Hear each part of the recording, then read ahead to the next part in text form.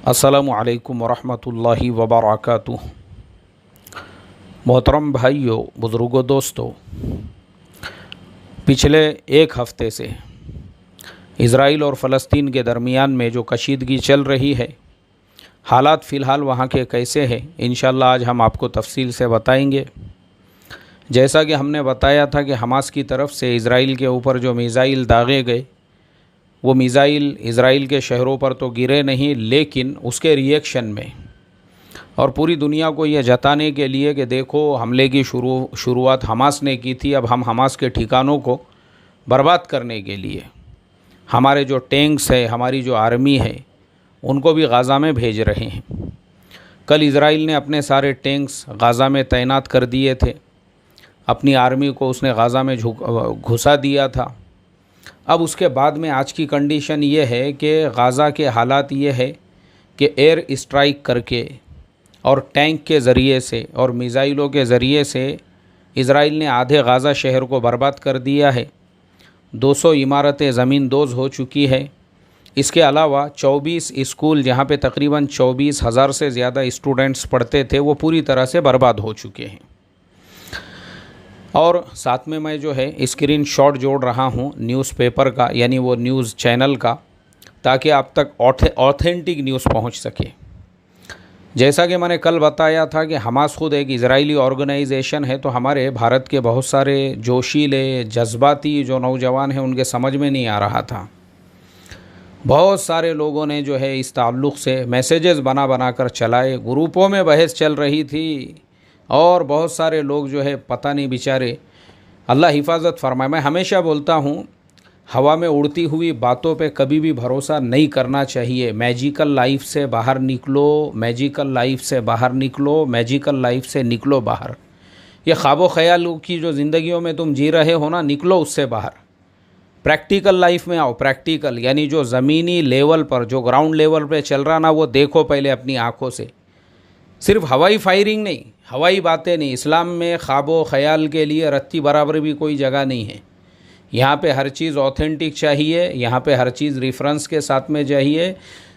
उसके बावजूद भी हम लोगों के पास में उतना टाइम ही नहीं है स्टडी करने के लिए, ये सारी बातों को समझने के लिए। मैंने कल ही बताया था कि याद रखो, हमास का जो हमला करना है इज़राइल पे, वो इज़राइल की तरफ से करवाना है ताकि पूरी दुनिया को एक दलील दे सके, और उसने वही दलील दिया। अब पूरी दुनिया खामोश है और इज़राइल ने जो है, जैसे जो बाइडेन ने जो है इज़राइल को कहा हमले रोकने के लिए, तो इज़राइल ने कहा कि नहीं, जब तक के सीज़ फायर का एग्रीमेंट नहीं होता तब तक तो हम हमास के पूरे ठिकानों, हमास के पूरे जो ठिकाने हैं उनको बर्बाद कर देंगे, उनकी सुरंगें बर्बाद कर देंगे।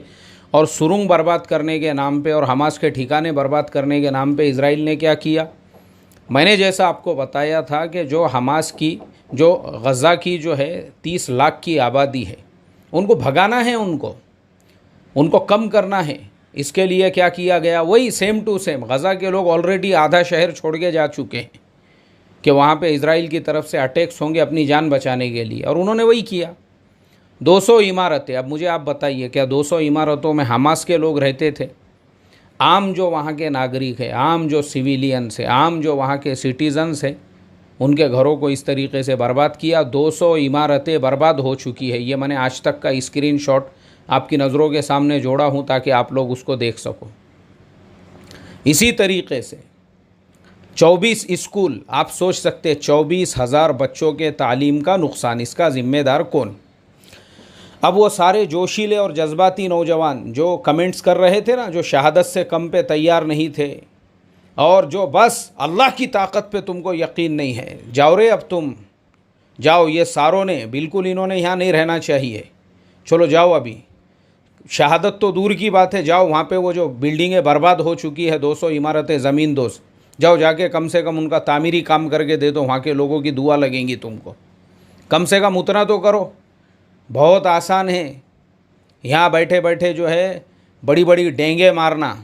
पहले हिकमत को समझो। हम यही तुमको समझाना चाह रहे हैं। इस ज़माने के मुसलमानों के बर्बादी का सबसे बड़ा रीज़न कि इन्होंने अल्लाह के नबी सल्लल्लाहु अलैहि वसल्लम की सीरत से कुछ भी नहीं सीखा, कुछ भी नहीं सीखा। इनको मालूम ही नहीं है सीरत क्या है। और हम यही समझाना और सिखाना चाह रहे हैं कि आज के ज़माने के मुसलमानों के हर चीज़ का हल चाहे वो इकोनॉमिकल हो, चाहे वो पॉलिटिकल हो, चाहे वो एजुकेशन से जुड़ा हुआ हो, किसी भी लाइन का आपका कुछ भी प्रॉब्लम है, उसका सॉल्यूशन आपको अल्लाह के नबी सल्लल्लाहु अलैहि वसल्लम की सीरत में मिलेगा। ये बहुत सारे जो खुदियाँ मार रहे थे, तुम करो बोले भरोसा यकीन टेक्नोलॉजीज़ के ऊपर, हमारा यकीन तो अल्लाह की ज़ात पर है। अरे उसी अल्लाह का हुक्म है तुमको कि अल्लाह ने तुमको जो नबी अता फरमाए हैं उनकी सीरत को तुम अपने लिए मशाले राह बनाओ। ये नहीं है कि तुम अंधे धुंध बनकर इस तरीक़े से खाली जोशीली जज्बाती ये ख़ुदकुशी करना है। ये तो ये सारी चीज़ें लोगों के समझ में नहीं आ रही थी। मैं समझाने की कोशिश कर रहा हूँ पिछले 2 दिनों से, तो लोग पता नहीं बेचारों को अल्लाह अक़ल सलीम अता फ़रमाए। अरे भाई मेरे, समझो, पहले समझो। कल भी मैं यही समझाना चाह रहा था। इज़राइल में आज ऑलरेडी 30 लाख मुसलमानों की आबादी, जो इज़राइल के नागरिक है, वहाँ के सिटीज़न से, इज़राइल की टोटल जो आबादी है 85 से तकरीबन 90 लाख के करीब, उसमें से 30 लाख मुसलमान हैं और बचे हुए जो 65 लाख जो यहूदी है वहाँ के, उनके अलावा बाकी और कौमें भी वहाँ पे आबाद है, क्रिश्चियन वगैरह। इनके अलावा जो वेस्ट बैंक है वहाँ पे तकरीबन 35 लाख मुसलमानों की आबादी है। गज़ा में 30 लाख मुसलमानों की आबादी है। तीनों को अगर हम मिलाते हैं तो तकरीबन वो होते 95 लाख। और हम यही समझाना चाह रहे हैं, इज़राइल जो है ना, इज़राइल अगर उसको वेस्ट बैंक को अपने कब्ज़े में लेना है, गज़ा को अपने कब्ज़े में लेना है ना, 1 घंटे का भी काम नहीं है उसके लिए। 1 घंटे का पूरे अरब मुल्कों को धूल चटा चुका है वो 1948 के अंदर, 1968 के अंदर। लेकिन उसके बावजूद भी हमारे ये चीज़ समझ में नहीं आ रही है। मैं यही बता रहा हूँ, उसको कब्ज़ा तो करना है लेकिन मुसलमानों को भगा के वहाँ से, क्योंकि अगर कब्ज़ा कर लेंगा तो वेस्ट बैंक के जो 35 लाख है और गज़ा के जो 30 लाख हैं उनको सिटीज़नशिप देना पड़ेंगी, फिर वो इज़राइल के नागरिक हो जाएंगे।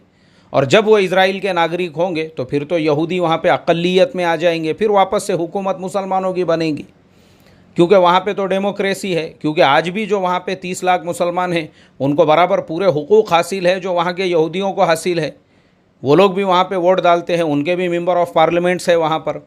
ये चीज़ें हमने समझना चाहिए। देखो, हिकमत एक चीज़ होती है अल्लाह के नबी के सीरत से सीखने का, नहीं बस खुदिया मारने का, ज़ोर ज़ोर से उछलने का ज़मीन से 3-3 4-4 फीट। कोई बेस पता नहीं है, कोई फैक्ट पता नहीं है, कोई एजुकेशन नहीं है, कोई इन्फॉर्मेशन नहीं है, कोई हकीकत तक हम पहुँचे हुए नहीं हैं। बस जोश और जज्बात में ख्वाबो ख़यालों की ज़िंदगी के अंदर। तो निकलो ख्वाबो ख़यालों की ज़िंदगी से अल्लाह के वास्ते। बस अल्लाह ताला से मैं इतनी ही दुआ करूँगा, अल्लाह तबारक व तआला चाहे मुसलमान फ़लस्तीन के हो, चाहे अरब मुल्कों के हो, चाहे भारत के हो या दुनिया के किसी भी देश के रहने वाले मुसलमान हों, अल्लाह इनको अक़ल सलीम अता फ़रमाएँ और इनको सीरत पढ़ो, सीरत पढ़ो, सीरत पढ़ो। सीरत इज़ सॉल्यूशन ऑफ मुस्लिम्स। और कुरान करीम को तफसीर के साथ पढ़ो, कुरान को तर्जुमे के साथ पढ़ो। हमारे बर्बादी का एक रीज़न ये भी है कि हमने सिर्फ़ कुरान करीम को तावीज़ों की किताब समझ के रखा हुआ है और मुर्दों को बकशने की किताब समझ के रखा हुआ है। हमने कुरान को हिदायत की किताब समझा ही नहीं, जबकि कुरान में साफ लफ्ज़ों में फ़रमाया हुदल लिल मुत्तकीन। बजाय हिदायत की किताब समझने के कोई कुरान से तावीज़ बना बना के बेच रहा है, तो कोई कुरान मुर्दों को बकश रहा है। इसके अलावा हमने सीखा क्या है कुरान से? मुझे जवाब दो आप। कितने लोग हैं आप में से जिन्होंने कुरान को आज तक तर्जुमे के साथ में ख़त्म किया? कितने मुसलमान हैं जो कुरान करीम की तफसीर पढ़ते हैं? मालूम ही नहीं है। जोश जज्बात ज़मीन से ऐसा 6-6 फीट खाली उछलने का। याद रखो, सिवाय बर्बादी के कुछ नहीं मिलने वाला है।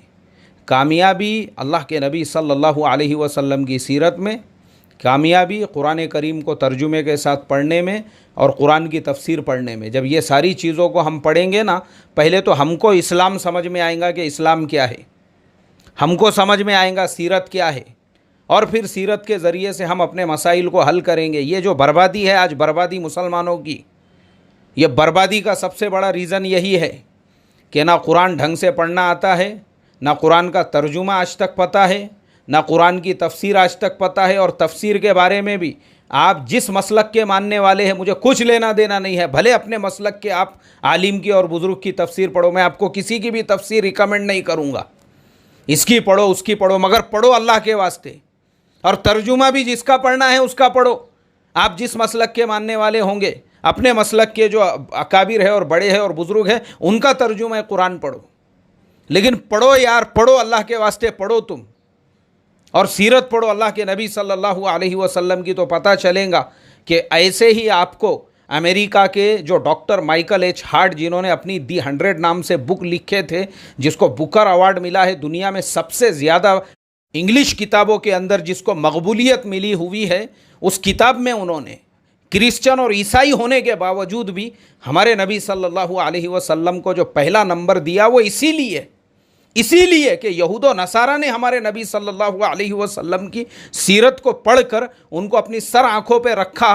हर हम मुसलमानों को पता ही नहीं, 6-6 फीट ज़मीन से अल्लाह अक्ल अता फ़रमाए, अल्लाह समझ अता फ़रमाए, अल्लाह फ़हम अता फ़रमाए, अल्लाह बसीरत अता फ़रमाए, और अल्लाह हम तमाम को कुरान करीम पढ़ने का, उसके तर्जुमे को पढ़ने का, उसको तफसीर पढ़ने का और सीरत के पढ़ने की हमको तौफ़ीक़ अता फ़रमाए। अस्सलामु अलैकुम व रहमतुल्लाहि व बरकातुहू।